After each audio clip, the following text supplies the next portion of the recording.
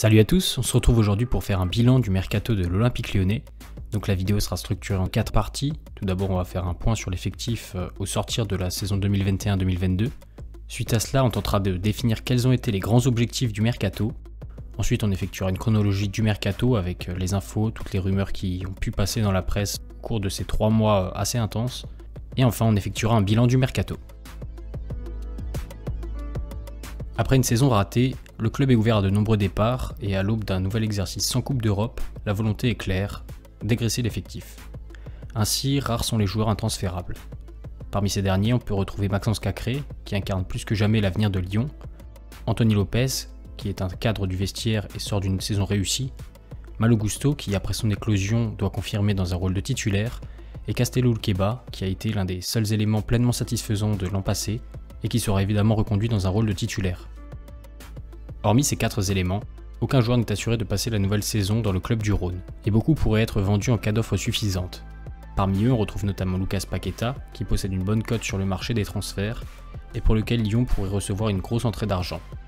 En raison de sa situation contractuelle, Moussa Dembélé pourrait également partir, lui dont le contrat se termine en 2023. Même situation pour Oussem Aouar, qui sort d'une saison relativement décevante. Léo Dubois, anciennement capitaine, est lui promis à un rôle de remplaçant après avoir été supplanté par Malo Gusto, et pourrait donc chercher du temps de jeu avant la Coupe du Monde. Le défenseur central turc Özcarsar, qui sort d'un bon prêt en Belgique, évolue à un poste bouché et voudra confirmer sa bonne saison en étant titulaire ailleurs. Enfin, suite à une saison ratée et une embrouille avec le coach Peter Bosz, Jérôme Boateng pourrait également partir. Dans une situation d'échec à Lyon, plusieurs joueurs indésirables semblent être à vendre coûte que coûte. En premier lieu, on retrouve Tino Kadewere qui, après 1 an et demi de galère et alors que sa confiance est au plus bas, doit se relancer dans un nouveau club. Même situation pour le latéral gauche Koné, qui sort d'un prêt laborieux à 3 où il a été longtemps blessé et qui n'entre pas dans les plans de Peter Bosz. Le gardien allemand Paul Herzbeck est poussé dehors par l'arrivée de Rémi Rioux en deuxième gardien, tandis que Damien Da Silva n'a pas su confirmer son statut de joueur d'expérience de Ligue 1 et sort d'un exercice décevant. Enfin, plusieurs jeunes qui n'ont pas le niveau doivent trouver une porte de sortie pour tenter d'obtenir du temps de jeu. Parmi eux, on retrouve Titou Antoma, Yaya Soumaré, Eli Wissa, Lenny Pintor ou encore Ousseynou Ndiaye. Pour finir, l'OL cherchera à prêter certains joueurs d'avenir qui ne peuvent pour l'instant pas prétendre à avoir du temps de jeu avec l'équipe 1, notamment le milieu de terrain Florent Sanchez, qui sort d'un prêt réussi à Villefranche en national et qui doit enchaîner avec du temps de jeu à un niveau plus élevé, l'autre milieu de terrain Habib Keïta, qui a joué quelques minutes l'an passé mais n'a pas montré grand chose, et le gardien Kane Bonnevi qui souhaite être prêté pour avoir du temps de jeu. Dressons à présent une liste des grands objectifs du mercato. Si les dirigeants se targuent de vouloir retrouver un ADN de l'Olympique Lyonnais, cela passera évidemment par l'intégration des jeunes issus du centre de formation, mais également par un changement de la mentalité au sein du club et de l'effectif, avec une culture de la gagne à retrouver. Au niveau du recrutement, le poste de latéral gauche doit être renforcé. Enrique n'y qu'une doublure et le prêt d'Emerson qui arrive à échéance n'a pas donné satisfaction. Le club doit également se pencher sur l'épineux cas du contrat de Ryan Cherki qui prend fin en 2023. Si le président Jean-Michel Aulas affiche une volonté claire de prolonger le joueur, ce dernier souhaite des garanties sportives avant de signer un éventuel contrat. Les dirigeants doivent également gérer le cas des autres joueurs en fin de contrat en 2023, afin d'éviter qu'ils partent libres, à l'image de Jason Denayer cette saison. On peut penser ici à Dembélé et Aouar qui conservent de bonnes valeurs marchandes. Enfin, l'un des objectifs globaux de ce mercato sera de dégraisser l'effectif en se débarrassant des joueurs indésirables, cités précédemment. Passons à présent à la chronologie du mercato, et on commence dès le mois de mai avec un intérêt rapporté pour l'ancien Toulousain Issa Diop en défense centrale, ainsi que pour le milieu français Moussa Sissoko. Dès le 5 mai, les médias font également état de rumeurs pour un fort intérêt pour Johan Le Penant, dont le contrat à Caen se termine en 2023, tout comme pour l'attaquant suisse Mbolo, avec qui les dirigeants se seraient entretenus dès le mois d'avril.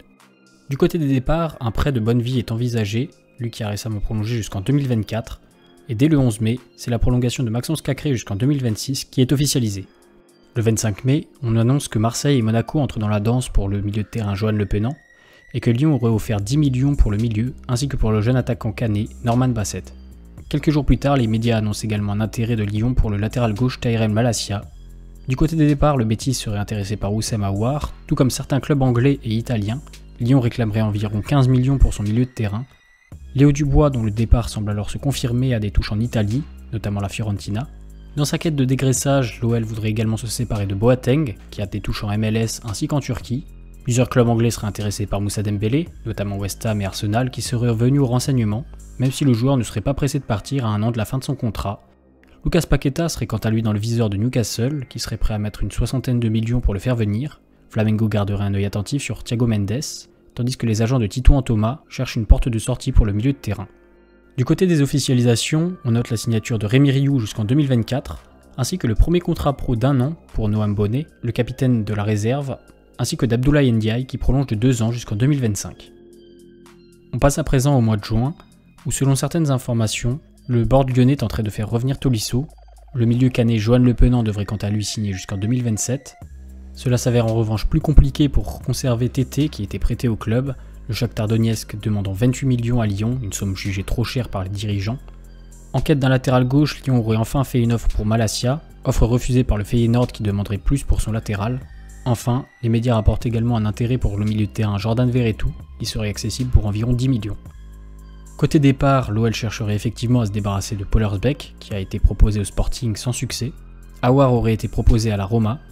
Brest est intéressé par Kadewere et Trabzonspor souhaiterait signer Boateng en prêt, même si le joueur possède d'autres prétendants en Allemagne. Côté officialisation, Anthony Lopez prolonge jusqu'en 2025 plus une année en option, et l'OL réalise un grand coup en faisant revenir Alexandre Lacazette qui a signé libre jusqu'en 2025, l'ancien Gunner ayant même accepté de baisser son salaire afin de revenir. À partir du 10 juin, le mercato est officiellement ouvert en France et les rumeurs d'arrivée vont de bon train.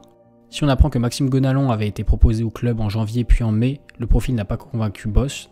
L'OL serait en revanche intéressé par l'ailier Minamino, dont le contrat à Liverpool expire en 2024, et aurait entamé les discussions avec ses représentants, bien que Monaco soit également sur le coup. L'arrière-gauche Tyrell Malacia, d'abord d'accord pour rejoindre le club, signe finalement à Manchester United qui rafle la mise en moins de 24 heures, et une nouvelle piste émerge menant à Hassan Kamara, latéral gauche de Watford. Enfin, la piste menant à Issa Diop semble s'éteindre, le joueur étant annoncé à Fulham. Du point de vue des départs, Séville serait venu au renseignement pour Aouar, tout comme la Real Sociedad, sans toutefois faire d'offre. Dubois serait la cible numéro 2 à la Fiorentina, derrière le Brésilien Dodo. Pour les officialisations, le jeune Abdoulaye Ndiaye est prêté sans option d'achat à Bastia en Ligue 2, Mendes prolonge son contrat jusqu'en 2025, et Le Penant signe enfin un contrat de 5 ans, pour un montant de 4,25 millions d'euros, plus des bonus.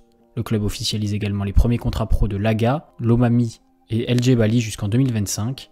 Habib Keita est quant à lui prêté une saison au KV Courté en D1 belge, et Tito Antoma rejoint le club d'Estoril au Portugal après avoir demandé à partir. Si le mois de juillet marque le retour des joueurs au club pour la préparation, les médias annoncent un intérêt de Lyon pour Malcolm, du Zénith. Suite à l'échec du transfert de Tyrell Malacia, l'OL serait désormais intéressé par le latéral gauche Tagliafico de l'Ajax, qui sera accessible pour environ 5 millions à 1 an de la fin de son contrat. Mais tandis que le joueur hésite à venir, d'autres pistes seraient à l'étude, menant à Grimaldo, Estupiñán ou Truffert. Côté départ, Fulham serait intéressé par Dubois en prêt, même si Lyon souhaiterait un transfert sec de son latéral droit. Plusieurs clubs de Ligue 1 seraient intéressés par Jeffrey Adelaide, notamment Nantes. Et d'après le média The Sun, Southampton se serait mis en chasse de Dembélé. Dans un même temps, le retour de Corentin Tolisso est officialisé pour une durée de 5 ans. Tété revient également au club avec un nouveau prêt pour la saison, tandis qu'Hugo Vogel signera finalement pro au FC Bâle. Ousseynou Ndiaye rejoint Orléans après une saison quasi vierge, libéré par l'Olympique Lyonnais de sa dernière année de contrat. Et après un essai concluant, le jeune latéral gauche Achraf Lazziri signe son premier contrat pro à Lyon pour une durée de 4 ans. Pour finir, on note les fins de contrat de Malcolm Barcola, Jason Denayer, ainsi que Cheikh Diop, tout comme les fins de prêt de Ndombele et Emerson qui retournent dans leurs clubs respectifs. A partir du 10 juillet, les tabloïds indiquent que le Betis, qui souhaite recruter Aouar, tenterait d'intégrer le milieu de terrain William Carvalho au deal, tandis que Peter Bosz souhaiterait un 6 supplémentaire. Marcelo du Real aurait été proposé à Lyon, mais la piste jugée trop chère n'aurait pas été poussée plus loin. Et tandis que l'Olympique Lyonnais attend toujours une réponse de Nicolas Tagliafico, le club s'activerait pour recruter Quentin Merlin en cas d'échec du transfert de l'Argentin. Enfin, dans sa quête d'une sentinelle, Lyon serait intéressé par le milieu de terrain strasbourgeois Ibrahima Sissoko. Au niveau des départs, Auxerre ainsi que des clubs turcs seraient intéressés par le latéral gauche Koné, sur lequel Peter Bosz ne compte pas. Strasbourg serait également intéressé par Tino Kadewere afin de remplacer un éventuel départ d'Ajorc, et pourrait placer 7 à 8 millions sur l'attaquant zimbabwéen.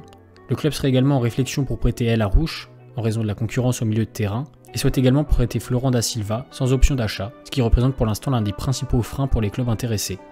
Villarreal aurait tenté une approche pour Moussa Dembélé, mais ce dernier souhaiterait rester à Lyon pour y terminer son contrat. Enfin, Léo Dubois est en train de finaliser son transfert vers Galatasaray pour une somme avoisinant les 3 millions d'euros. Dès le 11 juillet, Cacré prolonge une nouvelle fois son contrat d'1 an jusqu'en 2027. Et enfin, à noter également le départ d'Héritier Deyonge, qui était arrivé en 2019 à Lyon sans y jouer pro, et qui aurait été libéré de son contrat. Peu de rumeurs d'arrivée durant le dernier tiers de juillet, même si Cherki devrait finalement prolonger son contrat à l'Olympique Lyonnais. Toujours à la recherche d'une porte de sortie, Tino Kadewere intéresserait Valladolid, tout juste promu en Liga, tandis que le FC Metz se pencherait sur Damien Da Silva ainsi que Florent Sanchez en prêt. Lucas Paqueta serait quant à lui la priorité de Manchester City en cas de départ de Bernardo Silva, et le défenseur turc Özcarsar devrait quitter l'OL pour la Serie A pour environ 3 à 4 millions. Côté officialisation, Léo Dubois quitte définitivement Lyon et s'engage à Galatasaray contre une indemnité de 2,5 millions plus des bonus, et Nicolas Tagliafico rejoint enfin le club pour 3 saisons et pour un montant de 4,2 millions. Enfin, on passe au mois d'août avec un dernier mois de mercato bien chargé. L'OL serait intéressé par Fabien Santonce pour en faire la doublure de Malo Gusto, et William Carvalho ne rejoindra pas le club, le milieu de terrain souhaitant terminer son contrat au Betis. Oussem Aouar, qui n'est toujours pas parti, serait la priorité de Leicester en cas de départ de James Maddison, tandis que Nottingham Forest serait également sur le coup. Damien Da Silva n'ira pas à Metz et discuterait avec Clermont, tandis que la première offre de Cremonese pour Cenk Özcarsar a été refusée par l'OL. Les deux clubs continuent les négociations. Lucas Paqueta a quant à lui refusé une première offre de West Ham et Sofiane Nagaro serait à l'essai avec un club de D2 turc.